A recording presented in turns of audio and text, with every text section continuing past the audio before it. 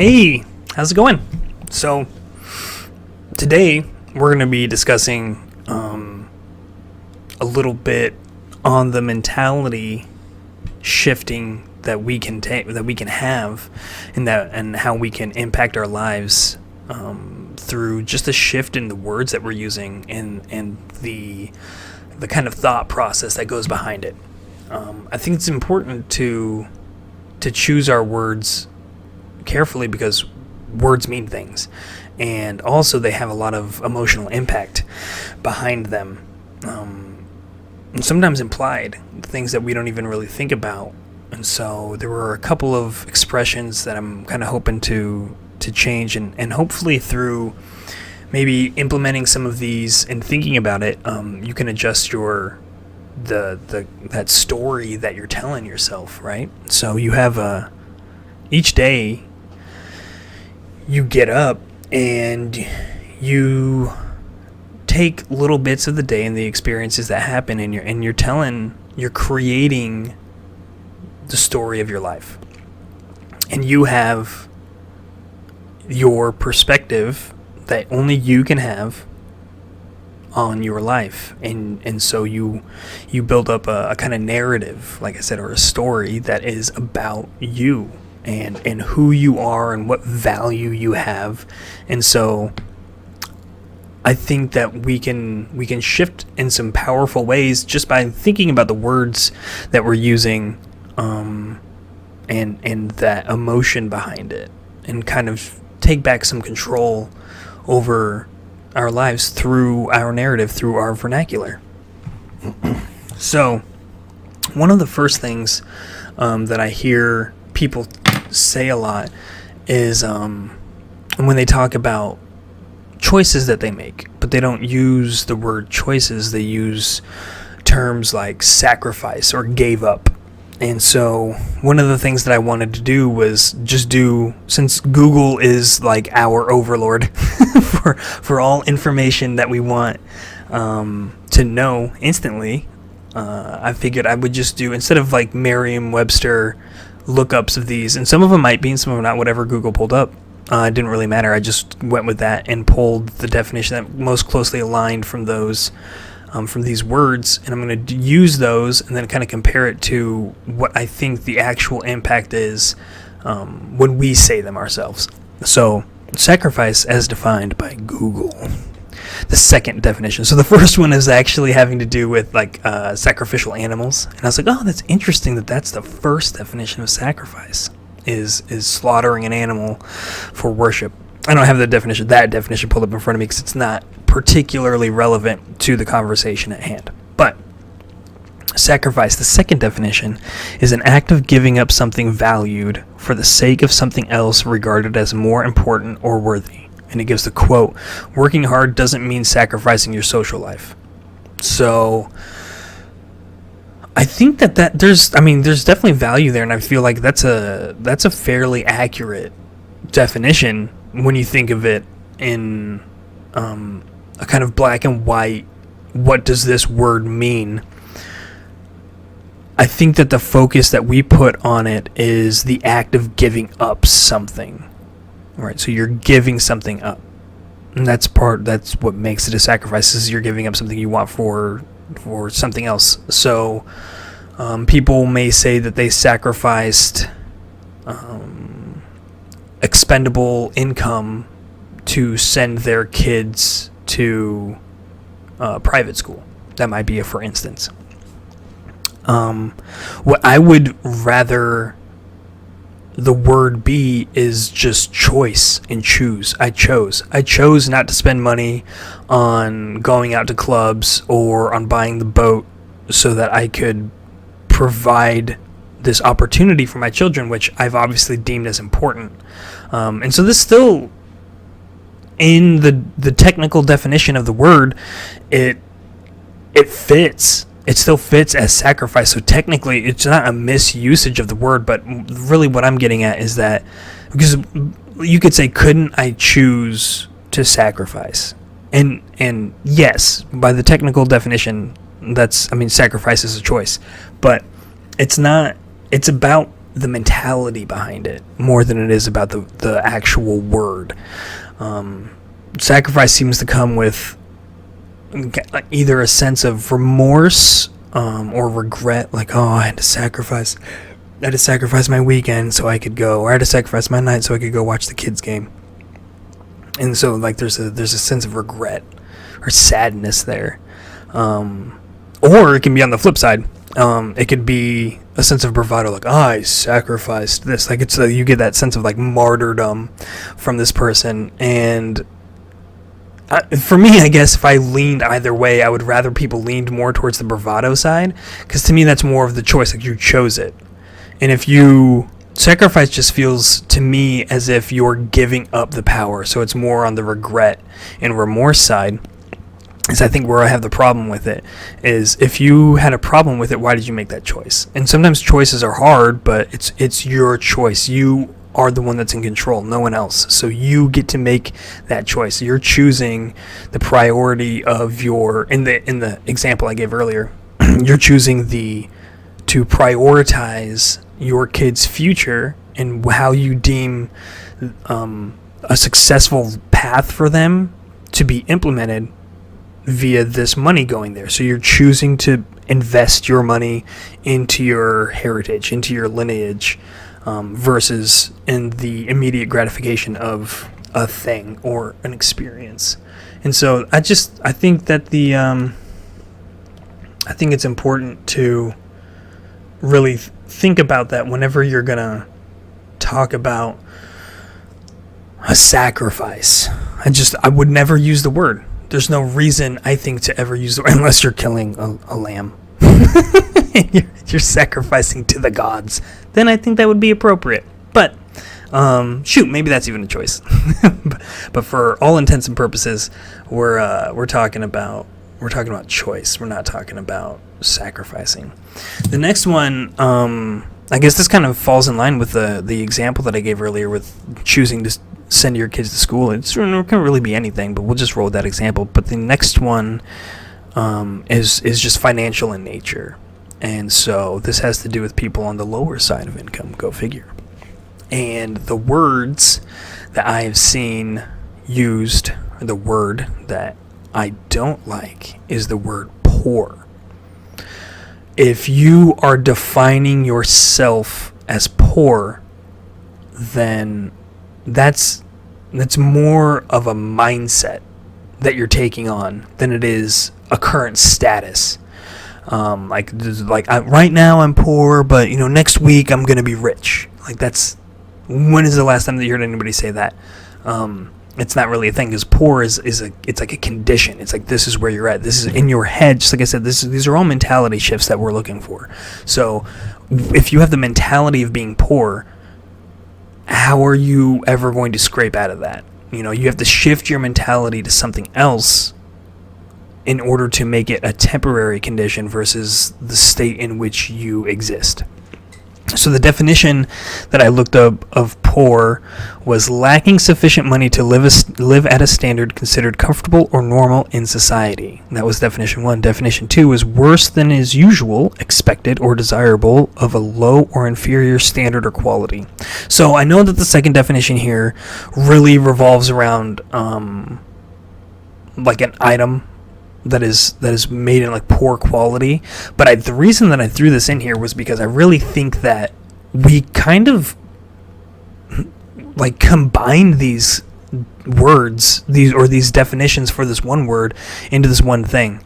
So you are worse than usual and expected and desirable, and you are inferior and lower quality, and because you are inferior, you are incapable of anything other than that, because you're inferior, you're poor, and that's that. And so rather than living under the definition of poor for yourself, why not change it to a more temporary status and call it broke? And when I looked up the definition of broke, it said having completely run out of money. Okay. There are so many successful people that have been broke, that have been extraordinarily rich, and not wealthy. And that's actually one that I could talk about as well, but I'm going to We'll see. I might get to that. Rich versus wealthy, because that is absolutely not the same thing. But when you're talking about being broke, you're out of money.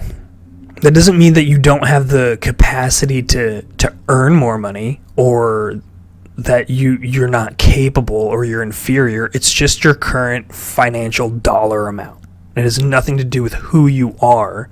It's more putting the definition on the status of your bank account. Like, how many dollars and cents are in there? None. I am broke. So I can do 50,000 things to change that status. There's nothing stopping me. There's no inferiority taking place. It's just I am broke right now, but I cannot be broke tomorrow. Versus poor, which is more of that kind of long-lasting feeling that you get, that emanates from that word. So change it. Change that. Get that out of your vocabulary and really focus on those words and that are going to create that mentality shift that are going to allow you to exist in a state of change. So then the last one that I really wanted to chit-chat about is really the kind of the baseline for all of this. It's the reason that I even wanted to have this conversation, and it was really going to be the only thing that I talked about was going to be the difference here, because I feel like it's really important. And this is a shift that can really invoke the power behind the other two vernacular changes that we were discussing earlier. This is the difference between self-interest and selfishness. So, at first glance, you might think that these are the same, or synonymous, or interchangeable, or at least very closely linked. And maybe they are. Maybe they are closely linked, but they're not the same. They're not the same. So when I looked up the definition of self-interest, it was the way that it was defined. The first definition that came up for self-interest is one's personal interest or advantage, especially when pursued without regard for others. Okay, that's how they define self-interest. Selfish is definition 1 of a person, action, or motive lacking consideration for others, concerned chiefly with one's own personal profit or pleasure. So, essentially, the way that these are technically defined via Google, you have a very similar, if not synonymous, definition of these words. So, I don't think that is the case, right? So if I'm discussing someone who's selfish, there is an absolute negative connotation with that. It is without regard. It is me pursuing. For me, selfishness includes self-interest, but it adds that part. So it's pursuing one's own personal profit or pleasure, and then to me it's at the expense of others. So in order for me to achieve this, I've got to step on some heads, and I don't care, because this is my primary and chief concern. So, get out of my way, or I'm going to push you out of my way to get what I want, and I don't really care what happens to you. I really don't care what happens to you. Self-interest, on the other hand, is the pursuit of those things. It's the pursuit of the personal profit, of personal interest, advantage, pleasure. It's the pursuit of those things, but it's not at the expense of others. And really, when you're doing that, when you're pursuing your self-interest, a lot of people can still get a negative rub on this. They could say, if your primary interest is yourself, then you're not going to treat people with respect, and I just don't think that that's the case, because that's not always in your self-interest. Your self-interest, once you've been around a while and you've realized the importance of networking and building bridges and relationships with people, that's a lot of how this world works and how we get along, especially in a capitalist society where our ability to generate financial gains is done through cooperation or through agreement, through consensual trade, right? And so if I'm I might be able to make a lot of money really quick by being selfish, but it's not going to be sustainable because I'm going to be breaking heads to get there, and all these bridges are going to be burned. So it's not a sustainable method versus self-interest, where somebody who is self-interested is not going to make a product that looks really shiny and then falls apart the second week you have it, or they're not going to be making food that tastes good but will make you sick. Their self-interest revolves around their ability to get customers to continue to return to buy their product. If they can't, and if your product is not one that you would go back and return to buy over and over again, if it's a one-time kind of purchase, you also don't want to create that kind of negative bad press where people are, every time that anybody talks about it, like, oh yeah, that thing's a piece of junk, I bought it and I'll never buy one again. And so that word of mouth will get around. So it's in your self-interest to make these things better, to create more quality for more people, or for the exact people that you want, that your market is for. And this goes for outside of business too, for in personal relationships. So someone talking about self-interest when it comes to a relationship, they could say that, oh, well, you don't care about your partner. I'm like, well, that's not true, because if I chose to have this person in my life, their happiness is now intertwined with mine. And I know that if my partner is unsatisfied or unhappy, is angry, is sick, then I'm not, my happiness is going to be lessened, because we're tied together. We have a bond and we're sharing life together. And so when they're not, it's in my self-interest to ensure their happiness. And ideally, that would go both ways. So to me, that's kind of the top three ones that kind of stick out to me. This is pretty quick, actually. So I can add in rich and wealthy, and I think that this is fairly common. I've heard this from a lot of people that discuss this type of thing, the difference between rich and wealthy. And so I won't hurt to throw on here. I think that I initially might have heard it through Dave Ramsey, and if not, then through a libertarian / motivational podcaster, Jason Stapleton. But the idea of rich versus wealthy being not a qualification of dollar amount. So it's not like, oh, well, I have $1 million and so I'm rich, but I have $100 million and so I'm wealthy.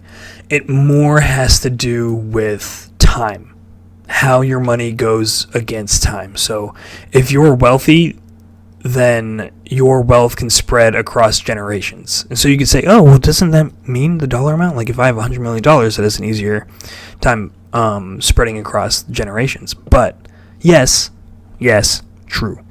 But it's also the way in which you're managing it. And so if you're making $10 million a year, but your expenses are in excess of that in any way, shape, or form, then you're living a rich life because you're making a lot of money and you're spending a lot of money, but you're not creating a situation, you're not putting your money to work for you in a way that is going to provide that sustainability moving forward for future generations. So it's about the longevity of it and its ability to be sustained. So if you're wealthy, then you can be able to pass it on. You've set it up in such a way that you're returning interest on these investments and you have it in these bonds and or whatever else. It really doesn't matter. It's just about its sustainability. So there was a little bonus section there for you. Yeah, so really to just kind of wrap it up, I think that paying attention to that narrative that we tell ourselves and really focusing on that and affecting change in your life through that narrative it's fundamental. It's going to be very difficult for anyone if you're looking to change how your life is, the quality of your life. If you're looking to upgrade in the quality of your life, you need to look at the way that you're You're qualifying it right now. How are you looking at yourself?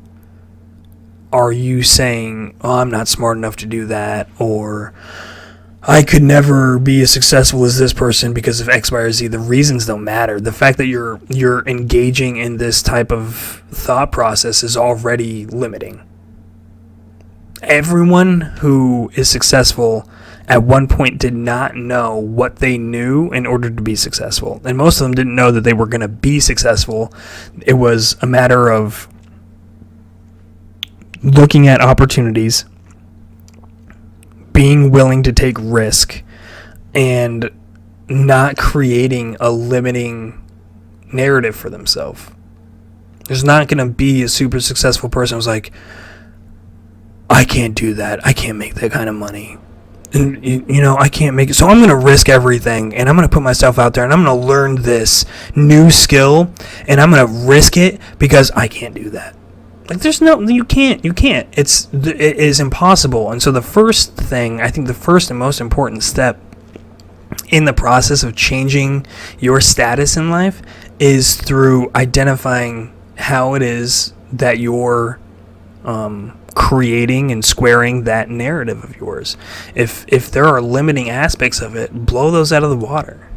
Find those strengths of yours that you can really capitalize on. Find the weaknesses that need to be addressed. Maybe some of your weaknesses don't need to be addressed for you to be successful.